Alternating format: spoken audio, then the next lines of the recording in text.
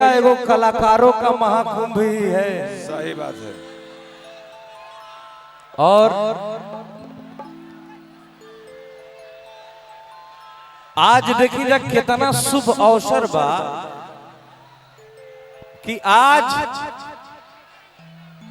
नटखट कृष्ण कन्हैया के जन्म भी भइल रहे। सही बात बा। आज वृंदावन बिहारी लाल के जन्मदिन भी हो, तो बोली जा वृंदावन बिहारी लाल की जय जय। वाह। इतना शुभ अवसर पर हमनी के रुआ सबके बीच में आइल बानी जा। आई इतना प्यार देख के दिल एकदम गदगद बा भैया, बहुत गदगद बा। तो एगो अगर रहुआ सबके आदेश बा तो एगो माई जी के भजन हो जाओ। हो जाए हो जाए। भजन हो जाओ माई के भैया, हो जाओ ना। बड़े साचे दरबार की जय हो। क्या बात है।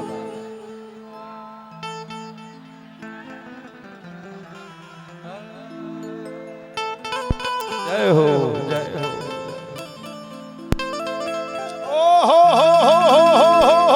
जय हो जय हो जय हो।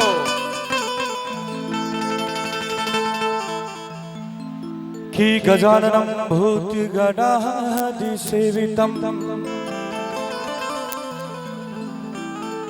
कपितथं जम्बू फलचारु भक्षणम् कि उमा सुतम शोक बिना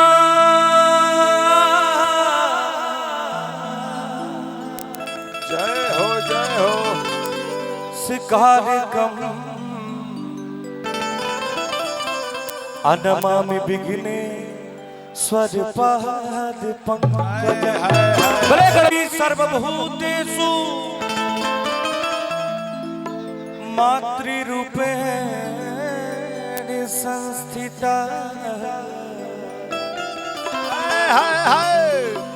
हारे नमस्तस्यै नमस्तस्यै नमस्तस्यै नमो नमः। बोली आयरन देवी की, बोली विंध्यवासिनी मैया की। दोनों हाथ उठाई सबे और हमारा साथे बोली सबे ओम नमः पार्वती पतये हर हर महादेव। वाह। अब 2 मिनट माई के सुमिरन होखो। अगर इस दुनिया के एगो भवसागर समझ लिहल जाओ और अपना जीवन के वो भवसागर में एगो नैया, तई भवसागर से जीवन रूपी नैया कैसे पार लगी रुआ सबके बताओ। जय हो जय हो जय हो। कि विश्वास करा तू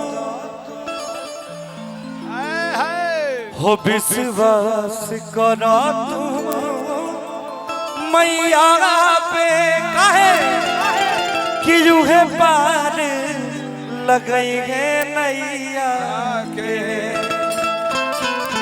हो विश्वास करा तू मैया पे उहे पार लगई है नैया के।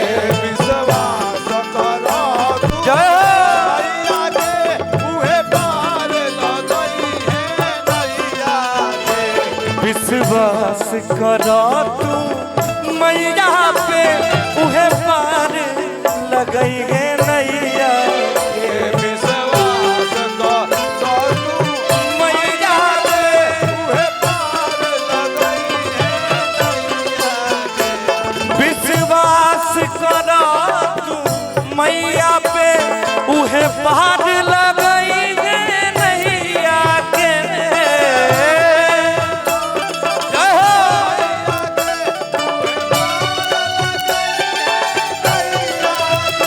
विश्वास करा तू मैया पे उहे पार लगई है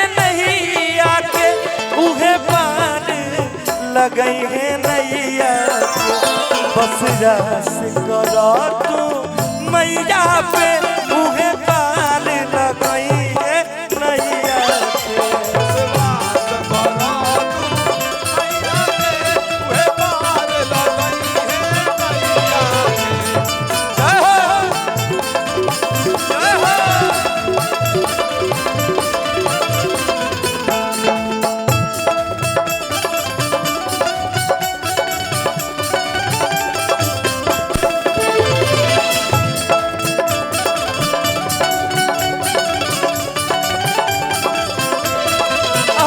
जय हो भले साथी दरबार अभी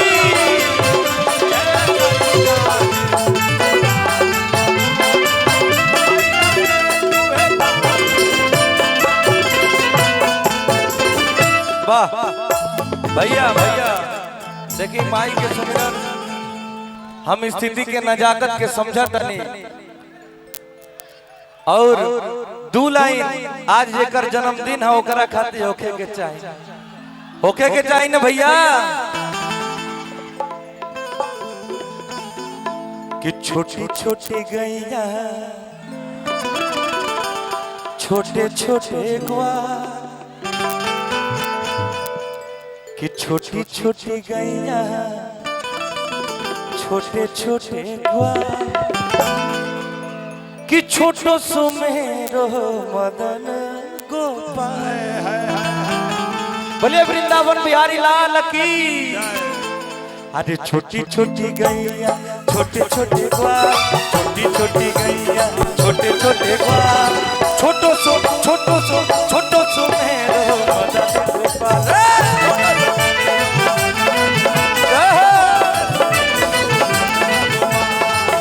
छोटी गैया छोटे छोटे ग्वाल छोटो सुमेरो मदन गोपाल